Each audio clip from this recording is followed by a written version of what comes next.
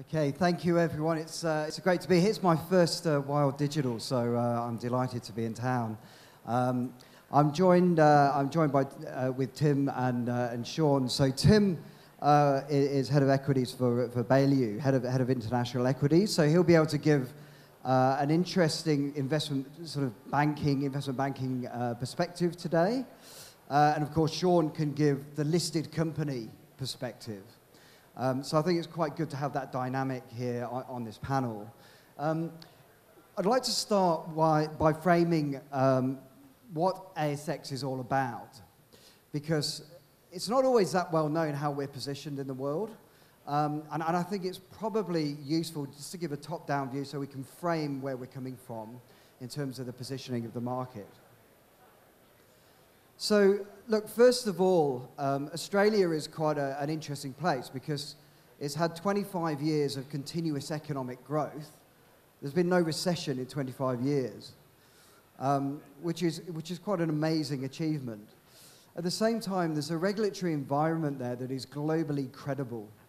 So if you're listing on the ASX, it's a globally credible market.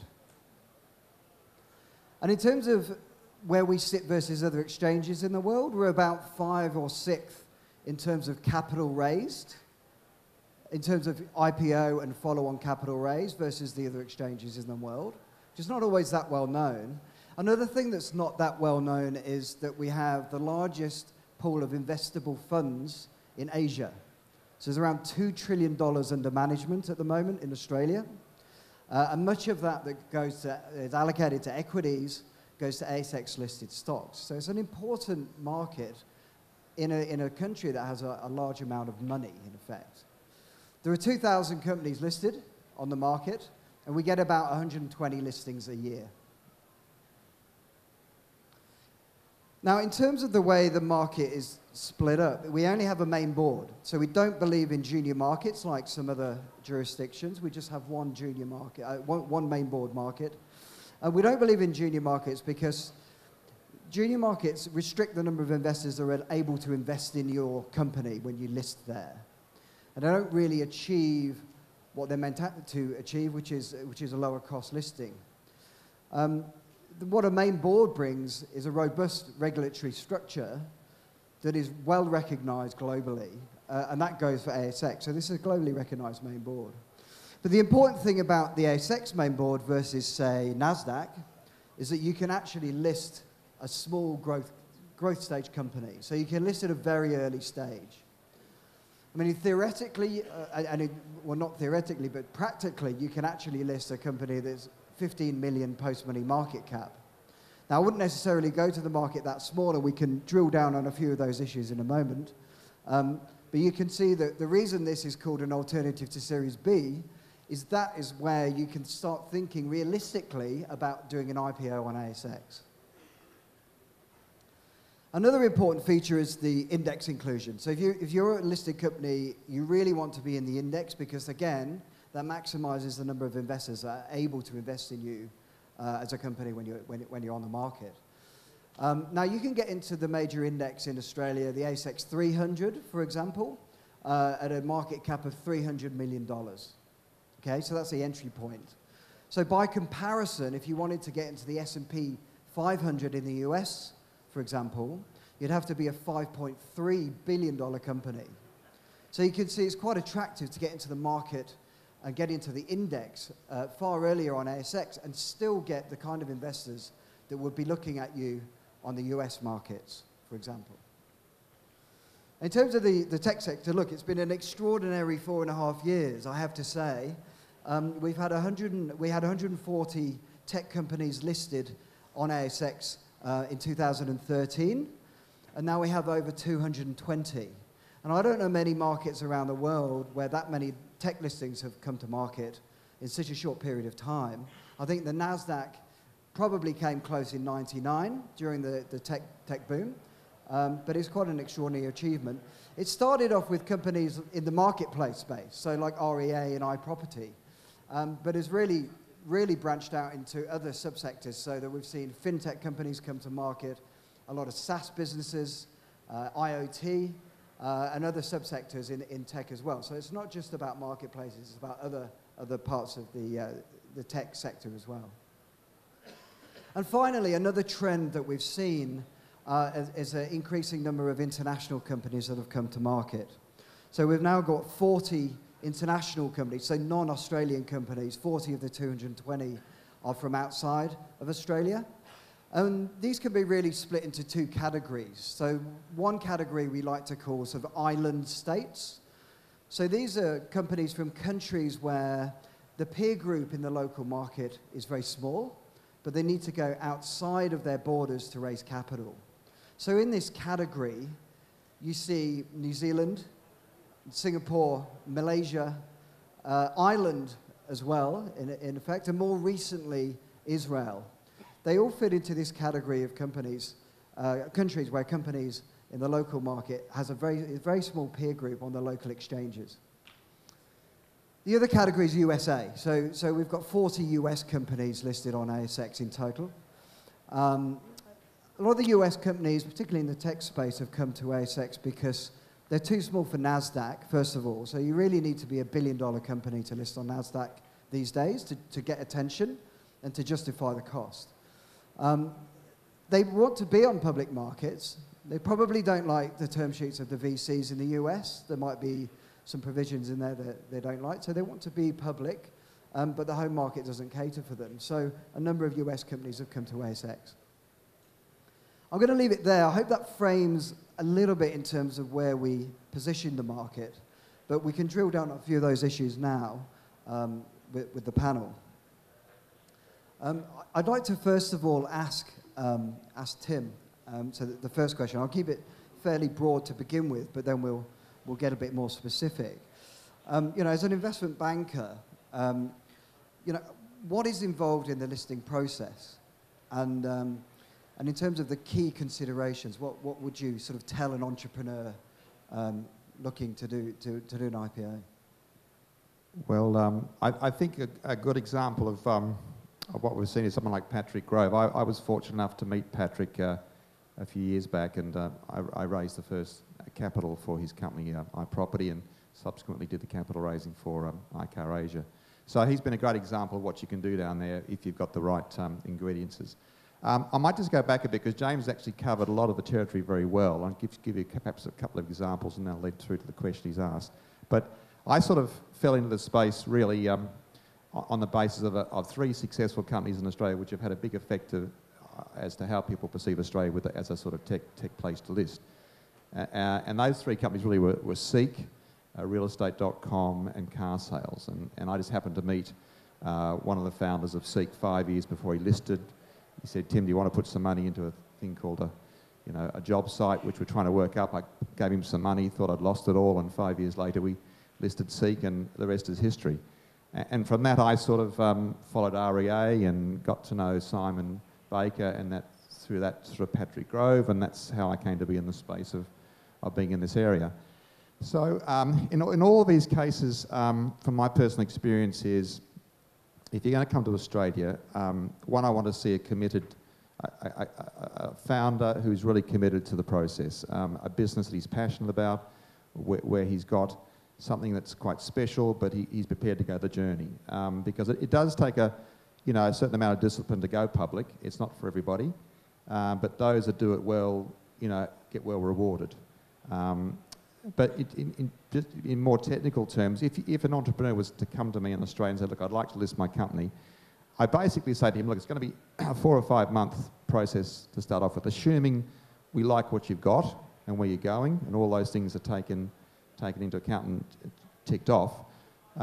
We basically find the right accounting firm, we find the right legal firm, hopefully the right broker, the right IR group, and then that takes by the time we do our due diligence, you need to have 3 years of audited accounts.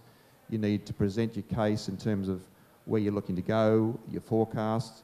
But really it takes about, to be fair, 6 months from the time we have the first discussion, all going well, to the time you're listed. And through that process, it's a lot of regulatory work. And then obviously, once we get past that, we go to the capital raising side of it.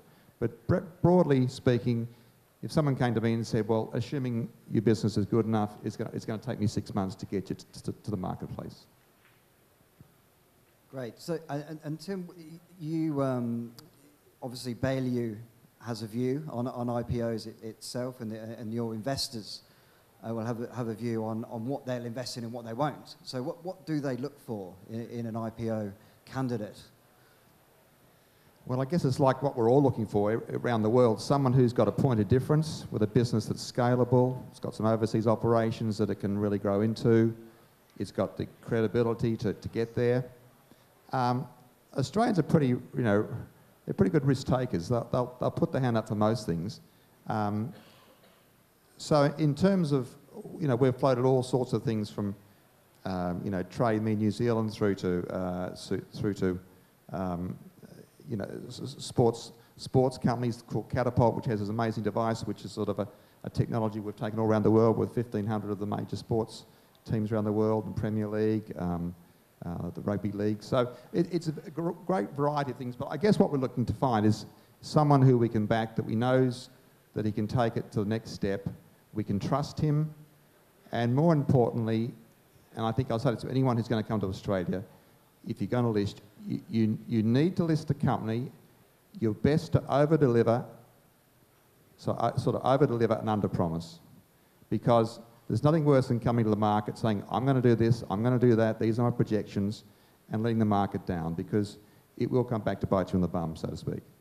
But the companies that I've found that the markets have really embraced are those that have come in and say, this is what we said we're going to do, and this is what we've done. 6 months later, 12 months later, they've raised more capital, the share price has gone up, and it's been a very successful journey for everybody. So, it's all common sense, really. As I say, kind of common sense is not that common, but it's pretty obvious that we're all looking to find companies that are going to make us money, that can be there for the long term, and that we can trust the people running it.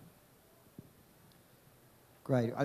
I'd like to hear from Shaun now. It's always good. We find that when we run IPO workshops and so on, everyone wants to hear from the listed company because they've been there and they've done it. So Shaun, I think it'd be good to know, so you have experience with iProperty, so former CEO of iProperty, Frontier Digital Ventures. It'd be good to hear from your perspective what it was like to be a listed company and to go through the process as well. Yes, I've been working in listed companies right back to REA in 2001, but iProperty is a more recent example and more relevant. So iProperty listed in, I think, 2007. I think they listed at around 25 cents, raised 7 or 8 million, which was all premised around taking a successful business model from Australia and rolling it out in Asia. They simply went back to the Australian markets and said, REA, but in Asia. And everyone got it, right? Simple, easy. It was fairly heavy going for them. And then I joined that company in late 2009. And that was when I guess the public markets had fallen out of love with iProperty. The share price had gone down to about 10 cents. And it was pretty difficult. The business was losing money, and getting any traction in the markets was quite a process. So on the one hand, you go into a business like that, there's a lot of things you've got to do internally to get the business on track, but then you've got to start to rebuild the reputation of the business with the investors who you want to buy your stock. And in the case of iProperty, having to go out and raise more money. So very early on, we made a lot of hard decisions about getting out of some markets. We concentrated on some specific markets, which sent a message to the broader investment community that we were actually being more disciplined, we were conserving our cash, and we had more of a focused approach.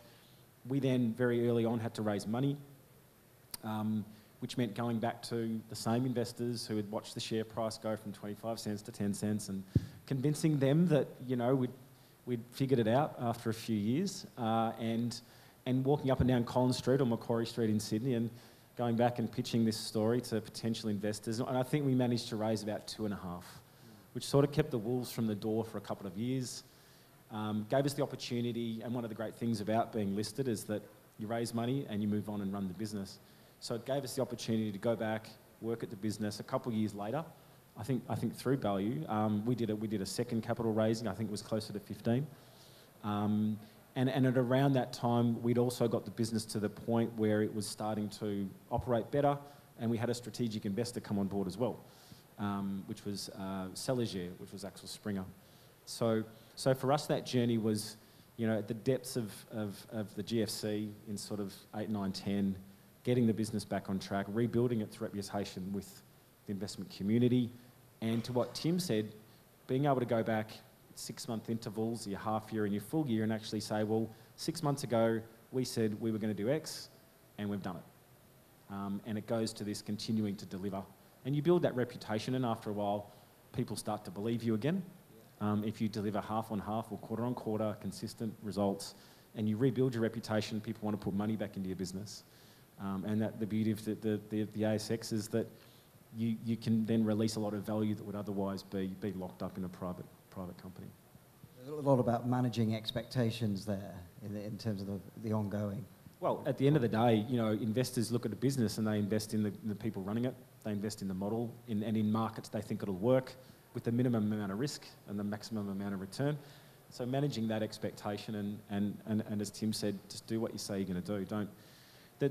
The bullshit factor is very thick in IPO land. A lot of people go out and claim they're going to do extraordinary things, and a lot of them fail, and their companies get,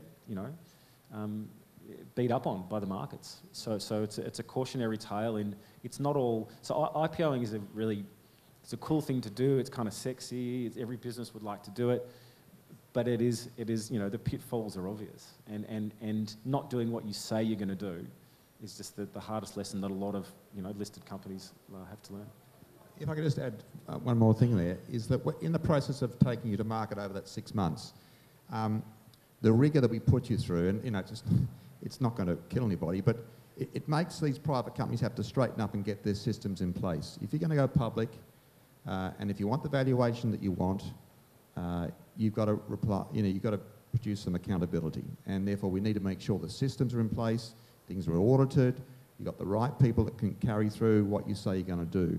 So the process, although it can be quite rigorous, it actually helps private companies sort of straighten themselves up and go from being an amateur outfit to a professional outfit. Then they hit the markets and they're in good shape to then go forward and raise capital. So although it's a bit of a marathon, it's a marathon worth going through, because at the end of the process you come out a much better structured company. You more recently listed FDV. Could you just, you could probably spend half an hour talking about that, but how was how did you do it? What was it like to do that IPO? It's just a casual lunch with Patrick one day, and we thought, well, why don't we start this company and go and invest in a whole lot of businesses and IPO it? I know that sounds flippant, but that's where it all kind of started. So, Frontier is a collection of 15 businesses dotted around the world. And the way we saw it was, we saw opportunity, and opportunity takes capital. And we looked at it and said, well, how do we access capital, and the various options you have. For us, having run listed companies, that was a live option. So we started the business, we funded it ourselves initially, which I think when we went to IPO bode well for us, because we could look at investors and they would say, well, how much have you put in? And we could say, well, we've put our own money in, there's no carry, there's no free ride. So we went about seeding the company. We then did a private round pre-IPO, which was really hard. And then we managed to get to the IPO. So for us, we started the IPO process in December 2015, and we listed on the 26th of August the following year. So for us, it was a 9-month process. And to Tim's point, what it meant was having to audit 15 companies in 15 countries around the world, from Panama to Pakistan to Myanmar. It was a collection of interesting businesses, and it took 8 to 9 months to get through it for us, and that was a long time. But the reward for us was we're a business that can deploy capital smart into growing businesses and make our investors money. So for us, having access to capital in one hit was a far more expedient path than continuing to raise capital privately. So although we had an 8 to 9 month listing process, at the end of the day, we were able to raise the money and get on and just run the business. And I think anyone running an early stage startup business, and the process of raising money is a full-time job. and it detracts you from the business, and you end up being in the business of raising money. So for us, getting to an IPO was a really important junction because we could go bang, raise all the cash we need, and then just focus on the business, and that's what we've done. What was the size of the market? What was the market cap and capital raise? It was a pre-money of 78. We raised 25, so I think we get the maths right. We were IPO'd at 108, I think. Yeah. Was our post-money 108? I mean, because that's interesting, right? So that's a main board listing at a fairly, relatively early stage. And I think that's a really important point in terms of where we sit as a market versus other markets, say in the US. I don't know if you, Tim, you have a comment on that in terms of how it compares with other exchanges, well, say the one of the things Nasdaq. I do find, if you do come to Australia, because there's been great success in the companies I mentioned earlier, real estates, the Seek, the car sales, Matula, iProperty, you name them, there is a very healthy appetite in Australia right across the board for these sorts of companies. As James mentioned earlier, the superannuation market in Australia is huge. 10 or 12% of your weekly salary is compulsorily put into superannuation. So every major fund manager in the world is in Australia trying to get money to manage, and there's a surplus of cash. So you've got a fairly sophisticated institutional fund management group now that like this space, have had success, they've made their money, they've had the odd failure, but more successes than failures. So the institutional market is very deep in Australia with plenty of capital. You've got the family offices, and the retail market is very big in Australia. The average mum and dad likes to be in this space. It's something that they come into grips with. They've made some early money in it.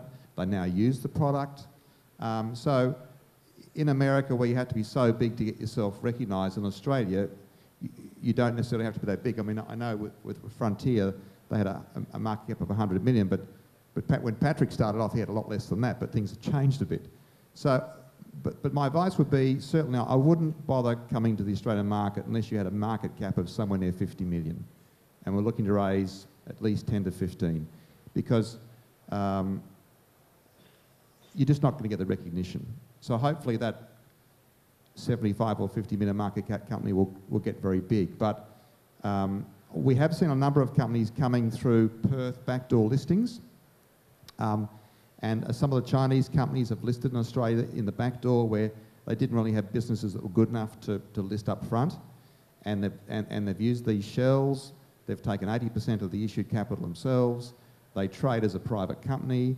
They haven't sourced or got support from the institutional market.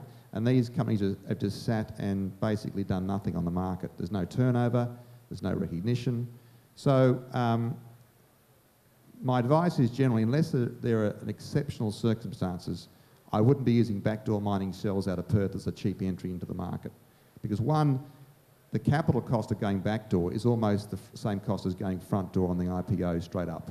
So what I would say in general terms is the market, it's a very healthy market down there for small companies, but you've just got to make sure that you've got all your ducks in a row when you hit the boards.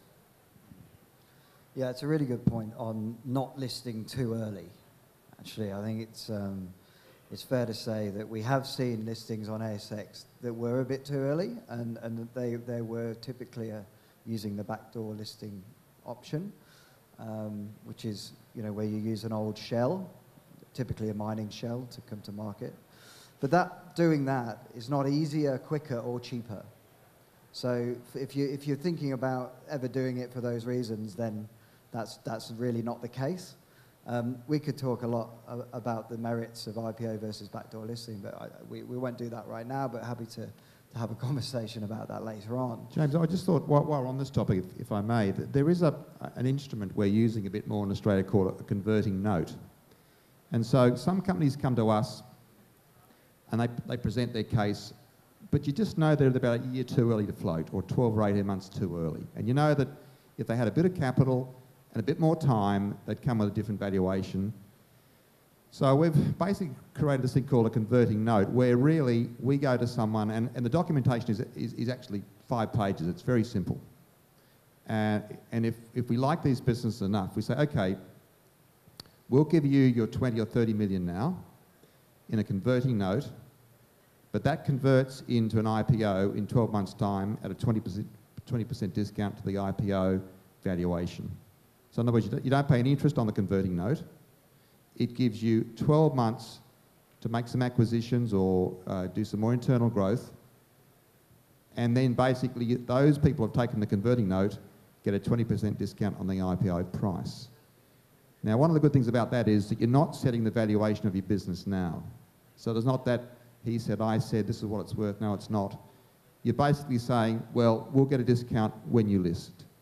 And at that stage, hopefully the business is worth a lot more. So we've used that instrument a lot. And the institutions, when we first went to them 2 or 3 years ago with this product, were a little bit dubious. But as they've come on board, and as most of those have now made some serious money coming the convertible note, taking stock and then going into the IPO, it's been a win-win for everybody. So if you're at that stage where you've got a great business but you're just a year too early, there are some other ways we can get you to the final post through this converting note. Yeah, that's a good advice. I mean, I guess there are other reasons why you might list versus private money. Shaun, what would be your sort of take, private versus public? I just find with private that so you go out and you set yourself to do a private capital raising, and you go out there with a presentation or what have you, get some help, and you have a theoretical start and stop date. You never ever finish on that stop date. It's always a process that goes on and on and on and on, and arguably, is like I said earlier, it becomes a bit of a distraction for us.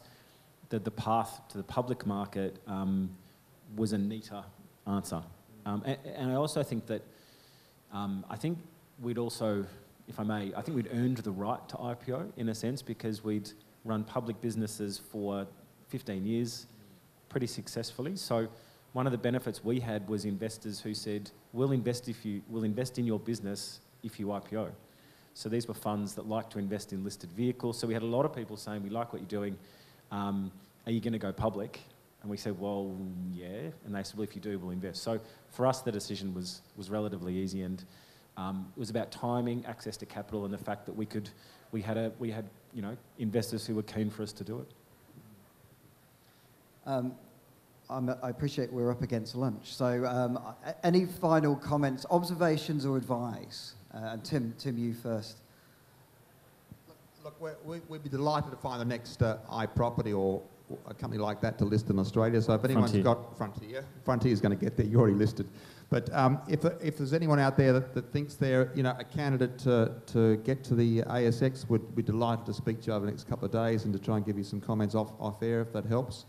I think the only advice I give is that the money's there, the market's there. Just be prepared for the accountability that goes with it. Make sure you've got a good board. Make sure you do what you say you're going to do. Because if you do, the market share price will rise. And don't be too head up about what the valuation is on day one. That's just the start of the journey. It's not the end. I think some people, when they take VC money, well, listing is the end of the journey. It often is for a VC. But if you come to the market, that's the start of your journey.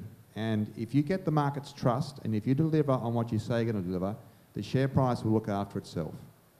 And so that would be my, I guess, broad piece of advice. That's great. Hope you wrote that down.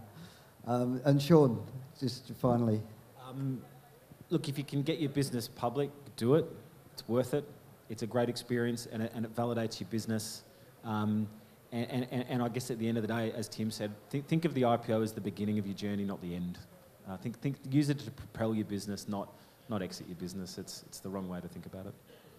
Great. Well, look, thank you everyone for listening. Thank you to our panellists. Can I have a round of applause for the panellists? And we are around for the rest of the conference, so please grab us if you'd like to find out further information. Thank you.